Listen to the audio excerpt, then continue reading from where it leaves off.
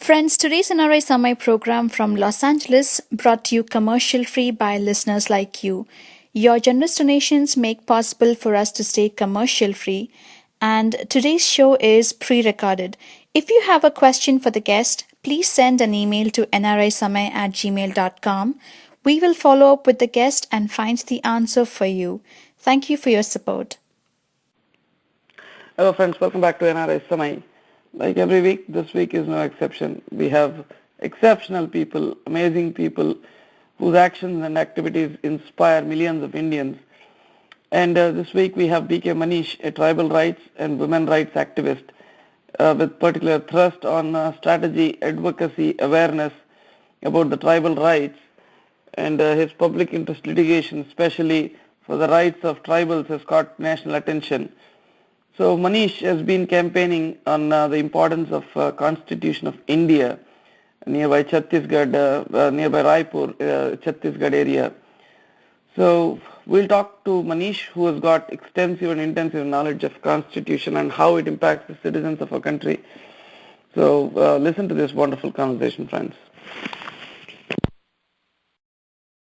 So first of all, Manish, the reason why I caught up with your story is because of Rahul Banerjee. Has been on NRI Samay earlier, and I've been following him on Facebook, and he posted a message saying that there is a person who's beating a nagada near Jaistmbh Chowk in Raipur to announce the launch of Reclaim the Constitution campaign, and he made available the Hindi text of Constitution to several passerbys via Bluetooth in mobile phone. And also Manish is going to reach out to 1 lakh people in Chhattisgarh within the next few days. That is why that caught up my attention, and it was a phenomenal effort, and I thought I should reach out to Manish. And thank you so much for making it to our show today. Thanks, Manish. Thank you. So Manish, the curious case of, you beating the nagada near Jaistmbh Chowk. What's the motivation? What's behind this whole deal, Manish? Constitution of India defines and affects our daily lives of everybody, the last man of India, even if we are aware of it or not. So I, through my PIL, public interest litigation, and other efforts, other exchanges with several bureaucrats and ministers, I have realized that somehow Constitution is not a very popular book, and very few people know about it, very few people want to know about it. And I realized it's high time that we demystified Constitution and tried to explain why it is so crucial for people's lives. And we wanted to catch the attention of people in whichever way possible, because the apathy and cynicism is way too deeply entrenched. Very true.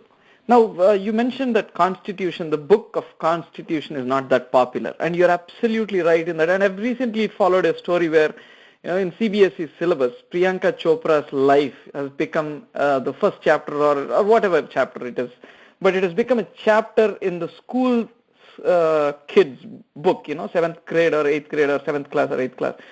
So it baffled me to the core, thinking that there is no subject on right to vote and how important is a vote in our democracy and how should people utilize the vote. And also, you're bringing up a new topic of Constitution, the book that should be really read about, or at least the gist of it should be in the school books.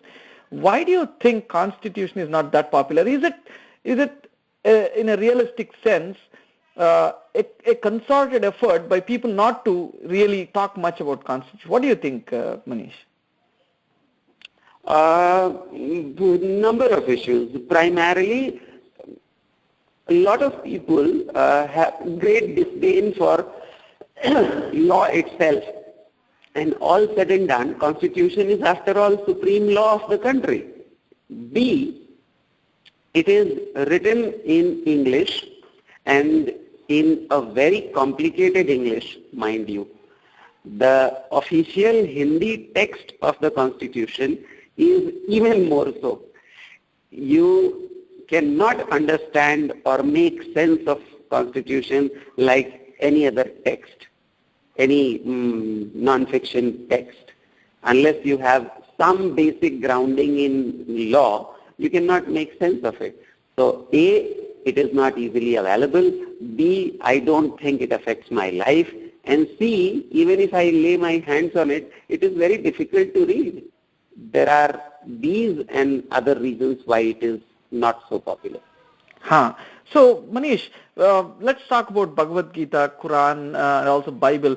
There is simplified text of all of these, right? There is no any sort of simplified text as what Constitution says anywhere, any kind of summary or whatever. Does it not exist anywhere, Manish? No, that would be incorrect to say. Number of people, ever since the Constitution came into force in 1950, have tried to write about it, but they are very few and far between. I personally have not come across any simplified text of Constitution until recently. Of course, a couple of years back, NCERT brought a book for Standard 11th, Constitution at Work. Now, this was unfortunately a very controversial book because of a certain cartoon of Shankar published depicting Baba Saheb Ambedkar. I mean, not that it was derogatory in any particular sense. The book is written in a very gaily fashion with margins and questions and generalized text and a number of illustrations, especially cartoons from some of the very well-established cartoonists like Narayanan, R.K. Narayan and R.K. Lakshman and Shankar and a few others. So there are a few texts. As for the regular commentaries, yes, even when they have written simple books, whether it is Mr. D.D. Basu or V.N. Shukla or P.M. Bakshi or Subhash Kashyap, these are by no yardstick of imagination introduction to the Constitution. I mean, these are definitely distortion of the word introduction. I mean, they do not introduce you to the Constitution. They take you into legal nitty-gritties and make it very difficult. So yes, except for that NCERT book, there are very few texts that can give you the real text also and can make it discernible, comprehensible also. Right. And personally, I'm a lame duck as far as Constitution is concerned. I don't think I understand realistically. Of course, I really know that Constitution is a sacred word as far as when we talk about India and its principles and philosophy is concerned. But, seems like you've read the Constitution extensively and also intensively. Let's take it in both ways. So, Manish, just enlighten us. I'm happy that I've caught hold of a person who's really gone and dived deep into this Constitution and stuff. So, can you enlighten us some of the highlights of Constitution that grabbed your attention? To begin with, I would take exception to Constitution being sacrosanct. The chairperson of Constitution Drafting Committee, B.R. Ambedkar, was of very clear view that it should not be sacrosanct. You need not wrap it in a red cloth and put it on a higher pedestal. This is, as Granville Austin said, a living document, and it will only be as useful as many people would access it. Now, excellent. If a layman, if a common man, anybody wants to start reading the Constitution, to begin with, there are only two segments of it that one should read. One is the preamble of the Constitution, and while it too is a legal text in a certain way, but it is far easier to comprehend and understand, and one needs to interpret it for oneself. It's a very simple half a page text. And the second item, which defines the real working of this country is 7th schedule, which gives 3 separate lists, a union list, a state list, and a concurrent list. Essentially, these are items or subjects or areas that Union of India, that is Government of India, can make laws about, the provinces can make laws about, and the area where both of them can make laws about. So, for practical purposes, this is just about a good beginning. As for myself, my interest in Constitution came from 5th schedule of the Constitution, which is a special provision given in the Constitution providing for ostensibly an alternate mechanism of administration of scheduled areas. These are preponderously tribal areas spread over 9 states in South Central India. Because I was born and brought up in one such tribal area in North Chhattisgarh, I had always heard about it, but never read it. Only got a chance to go through it, 2 to 3 years back. And when I read it, without any background in law or in social work, when I read it, I found it to be very irrational, very illogical. And I was amazed, how can a law like this, which makes no sense to me and which is not consistent with other provisions of the Constitution, has not been objected and continues to be in this Constitution, and how tribals and their leaders continue to hope for justice on the basis of this. So that brings to a conclusion that not everything in constitutional is really constitutional. There are certain things that amazed you, that it's unconstitutional in itself, that it's not been challenged over the years, right? Well, the term constitutional and unconstitutional itself are very problematic. To tell you the truth, last couple of months, the national press and national media in India use the word unconstitutional with great abandon. Right. With great liberty. Every Tom, Dick and Harry use the word unconstitutional. Right. And I got a taste of it because sometime in the January, I was delivering a lecture at Ambedkar University in Delhi. And somebody asked me, a teacher asked me, are you trying to say that anything that is not included or mentioned in the Constitution of India is unconstitutional? And it made me think that when usually we say that something is unconstitutional, what we mean is it is non-constitutional. For instance, CBI is non-constitutional. It is not mentioned in the Constitution, but it would take great amount of logic to say it is unconstitutional, which essentially means that it is against the ethos or the values of the Constitution. As to your question, yes. The problem is because the Constitution was drafted in one of the most hodgepodge manner and without the backdrop of a revolution. Most of the times in the history of the world, constitutions are written when a particular regime is overthrown by a revolution. Whether that coup is bloody or bloodless. Somehow, Indian shift of power was pretty bloodless and very consistent. So, the long period taken in drafting the Constitution has made sure that a lot of parts which are inconsistent with each other and are of very temporary nature or are of expedient nature have been included, and because of our ignorance and our great deference to our great leaders, we have made Constitution so sacrosanct, making it even more redundant. Now, it would be interesting, to understand how it works out. It would be also agonizing for a person like you. I don't want to really call it agonizing, whatever, but you know the Constitution, you have read it, and you would also be seeing around you, around the world, of course, when I talk about the tribals and then the laws and then the constitution that's there, you feel like, you see that the constitution is being violated. You know the constitution, and seeing around you, you'll feel that this is unconstitutional or non-constitutional, whatever the terminology. It is tough for me as a layman to really bank on one word right now, non-constitutional or unconstitutional. But can you bring out few instances of you reading the constitution, and when you see around yourselves, you feel that this is unconstitutional? Can you talk about few instances that you personally have seen in front of you, right in front of you? There are n number of such instances. To begin from the very top.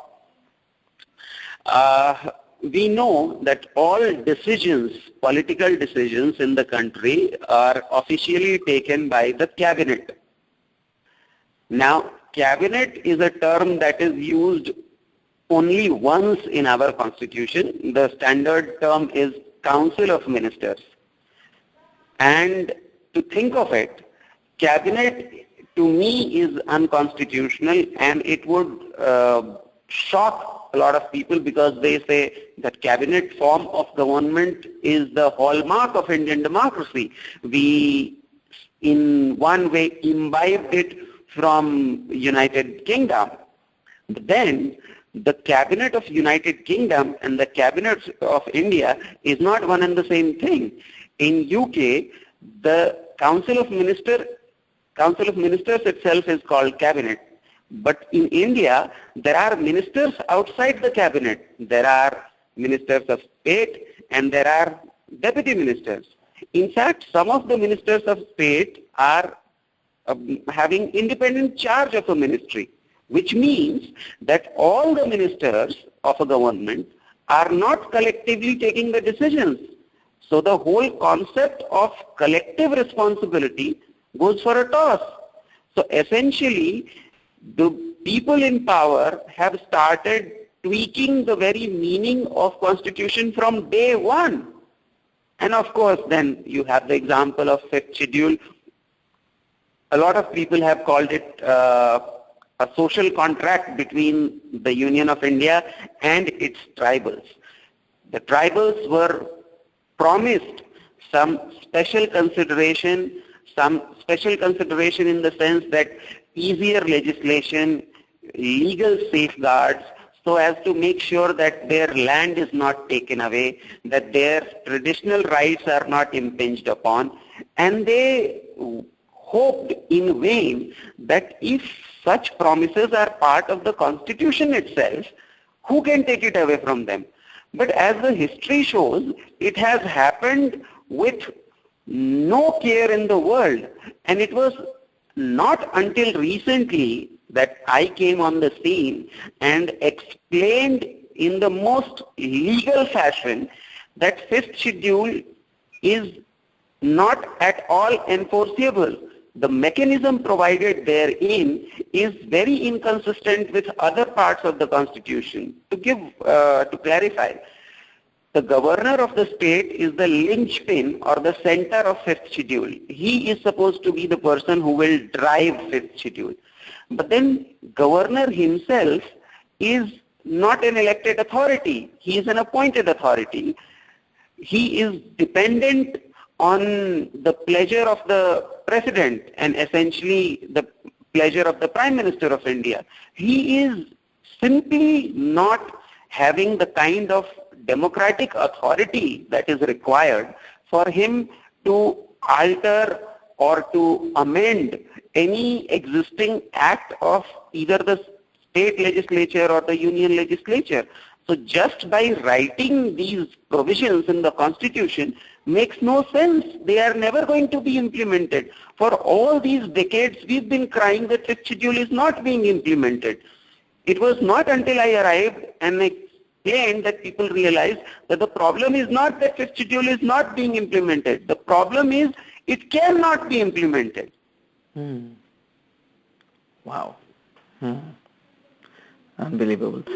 So, when we recently had Anna Hazare who visited Los Angeles, and the point he was repeatedly raising was that the whole idea of paksha or party, I think I'm going to the political lines of it, but he said the paksha or party itself is unconstitutional. That means there is nowhere it is written in constitution that you form a party and under the banner you create your own set of people who will contest the elections, and they in turn fall into the trap of party taking such a decision, party shielding some criminal candidates, and this is outrightly unconstitutional, and each one should independently contest, and they become the lawmakers eventually, creating laws of the country. But what happened right now is this Pakshan parties has come in, and then people contest under the banner of Congress, BJP or whatever it is, parties, and in turn fall into the trap of political party and not delivering it to the citizens of our country in the manner it should be. So what's your take on that, Manish? With a lot of regard for his efforts on anti-corruption campaign, Mr. Anna Hazare is not a very good proponent or scholar of Constitution. His understanding of Constitution is very, very shallow. Let's be very clear, the party system is not at all unconstitutional. Mr. D.D. Basu, while explaining the Constitution of India, has said that there are certain laws which are organic laws because they define how the Constitution will work, and representation of People's Act, the act that essentially runs the party system, how the parties will be registered, how people will run in the election, that is called an organic law. Now, there are a number of things that are not mentioned in the Constitution that don't make it unconstitutional. The intention of those who wrote that Constitution, it matters. Every time a statute or a law or even a Constitution is interpreted, what is relied upon is not just the mere text of the mere words of that statute or law, but the intention of it. So the party system is very much there. While this is true that the way party system would function was not paid much attention to by the framers of the Constitution, and there is great room of improvement there.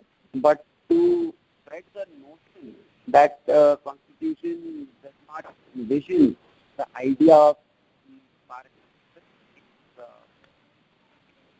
Manish, your voice is very low. Is a figment of imagination. Mm-hmm. And just give one more. See, it's not just there are any number of. Manish, your voice is going low and high. So I think we should come back on that statement that you're making right now. So can you? Okay, I would start it from what Anna Hazare told you. Yes. Hello? Yes, I'm hearing. Yeah.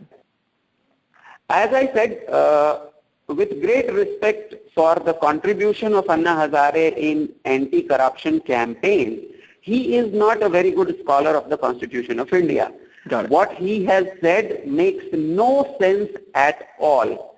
Even though political parties are not mentioned in the Constitution, it is very clearly said that the person who is the leader of the majority group in the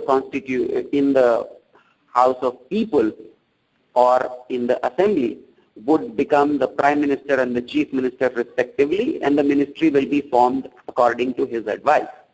So it is very clear that there are what Dr. D.D. Basu calls in his commentary to the Constitution of India would be organic laws like the Representation of the People's Act, which essentially defines and manages the way political parties are formed and registered and how people run into election.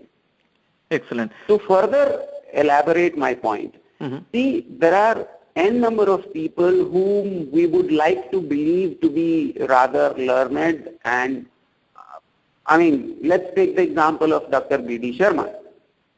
In his famous book, Unbroken History of Broken Promises, he has written a letter, he has reproduced a letter which he wrote to the President of India, in which he has quoted Article 78 of the Constitution of India, and he has told the President that according to Article 78, you have certain duties which you have failed to do. Now, strangely enough, Dr. B D Sharma has been in the service of IAS for 25 years, from 1956 to 1981, and is widely regarded. Someone like him makes such a mistake. There are no duties of President mentioned anywhere in the Constitution. Article 78 deals with the duties of the Prime Minister regarding furnishing the information to the President of India. And this is not a one-off mistake. A blurb has been written for this book of Dr. B D Sharma by nobody less than Dr. Upendra Bakshi, probably the most learned and the most revered constitutional expert in the country. So if people of that stature can misread the Constitution, misinterpret it, and do so in writing, I think we should give Mr. Anna Hazare some, benefit of doubt. All right. Sounds good. So the other point is, let's come back to your individual effort that you're doing. Phenomenal. And I see the pictures that Rahul has posted. I liked it. Constitution, in your own words, is very complex, right? It's not that simple. And of course, there are no structures built in to simplify it in whatever means for people. And you're now propagating the message to people in your area, right? It was Jaistmbh Chowk in Raipur, right? So yes. How do you really simplify people in your town or village or mohalla? I don't know where you really stand, but when I see the picture, it's something that I loved. So how do you simplify it? What do they capture actually listening to you, Manish? See, the first and the foremost thing is that people need to be made aware that Constitution is an important thing in our lives, whether we realize it or not, whether we like it or not. This is a crucial thing and we need to learn about it. That's step one. Step two is I am writing a book titled Reclaiming for People the Constitution of India, in which I am trying to go one step further from what NCERT did in their wonderful book Constitution at Work. And some of the technical mistakes that they made, I am avoiding them. And one of the chapters in my book is how to read the Constitution. And in that chapter, I also deal with how to overcome the problems of the language of the Constitution itself.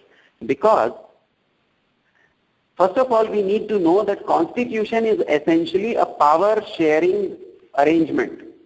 Within a family, there is power-sharing arrangement. There are definite functions.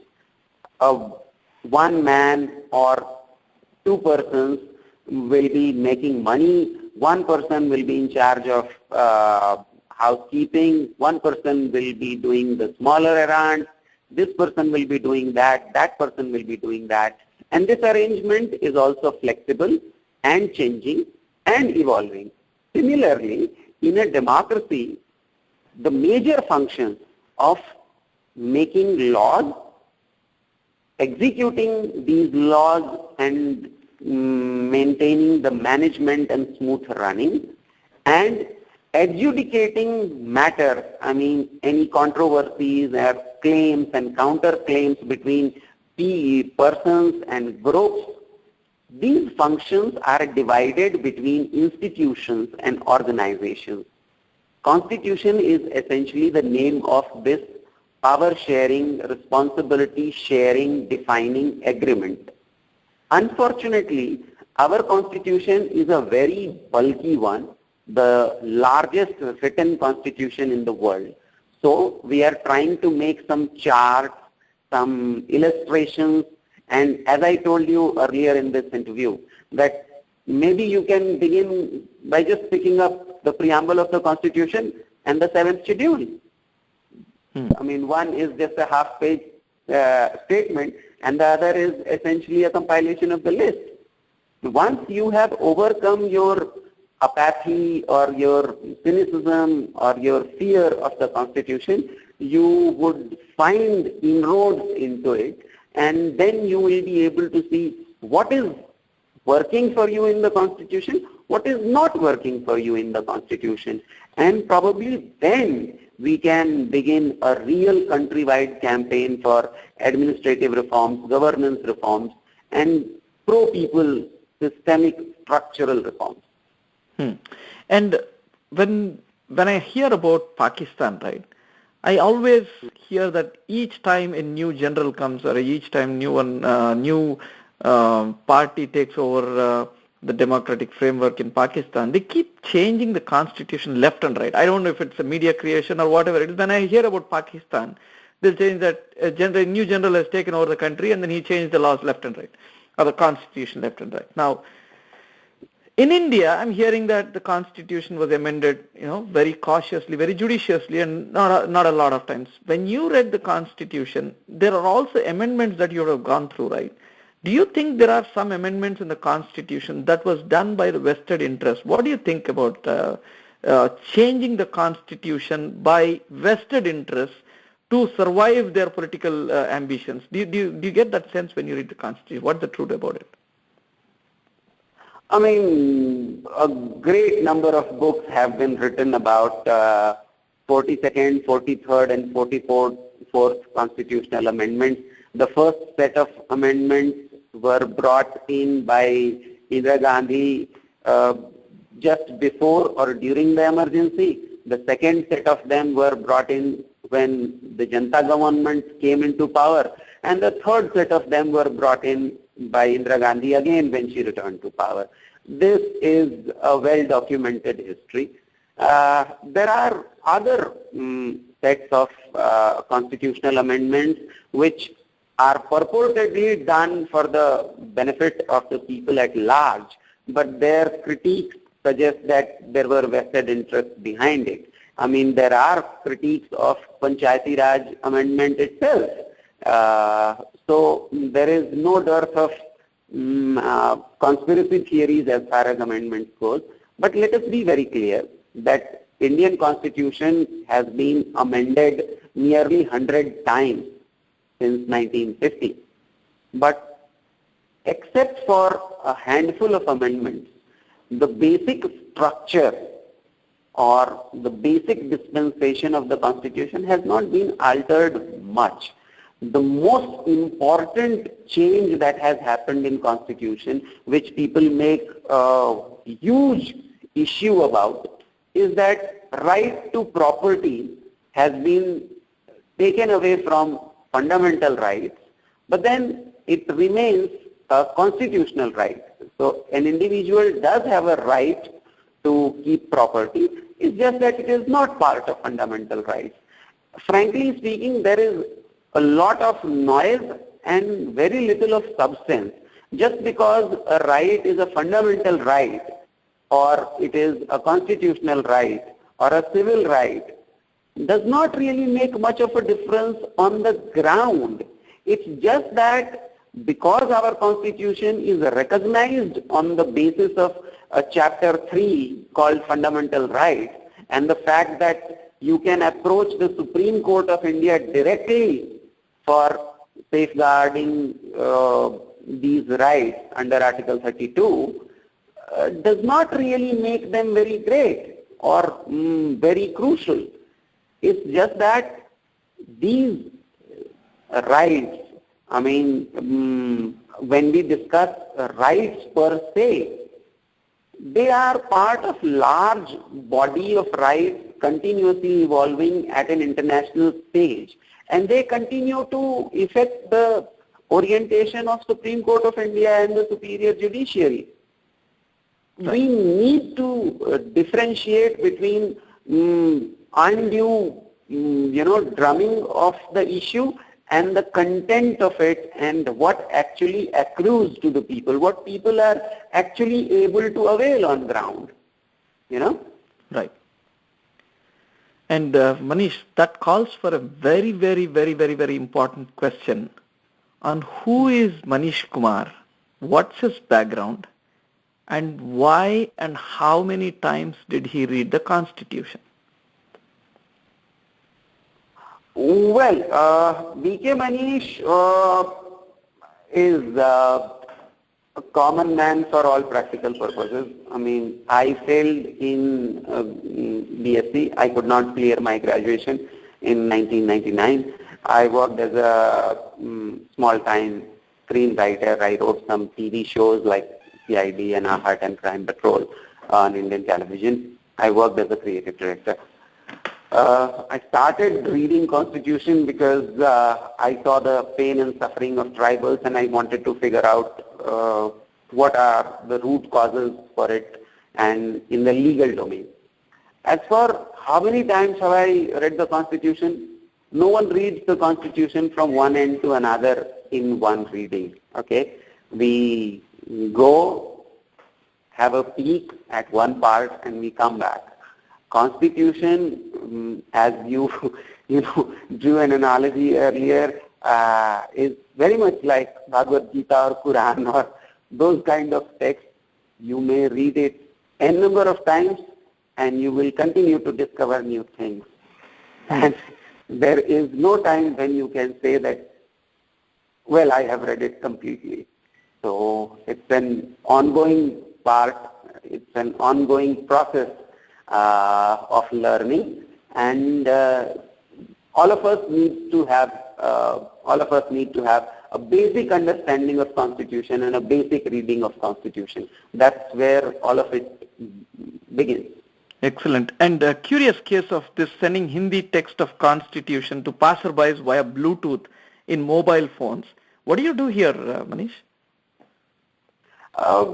This is essentially to beat the cynicism and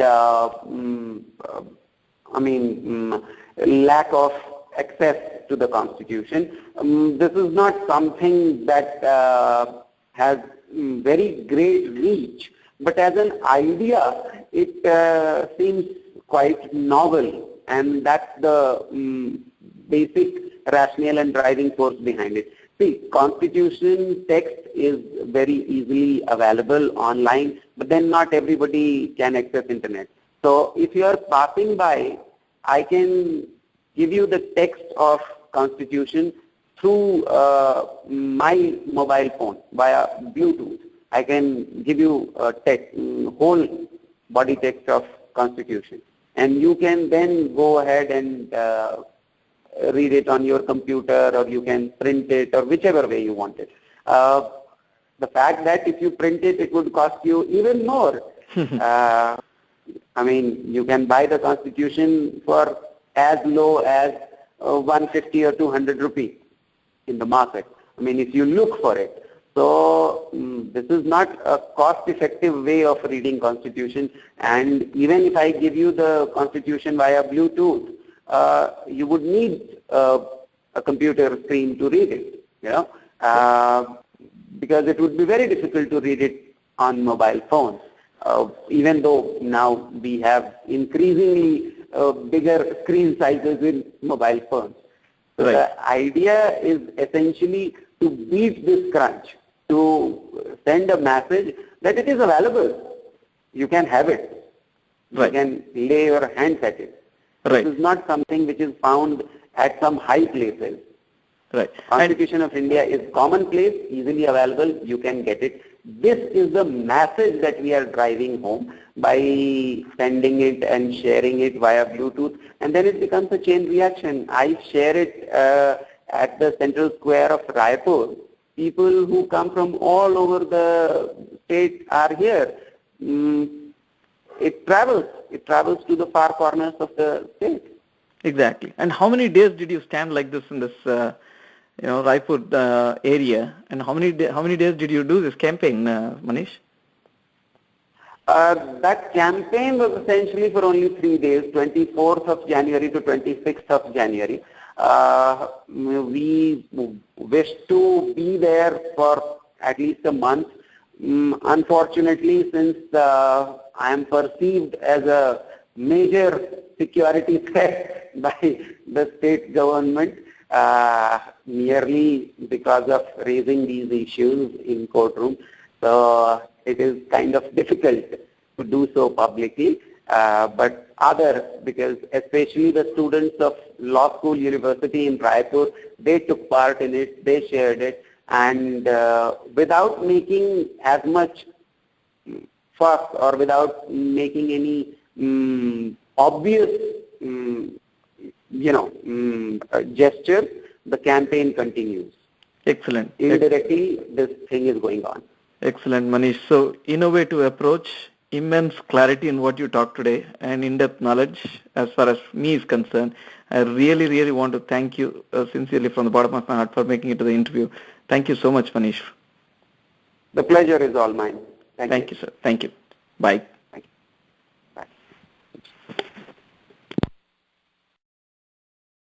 Friends, if you liked today's show, please go to youtube.com/NRI Samay and click on the subscribe button. You will get notified every time we publish a new show.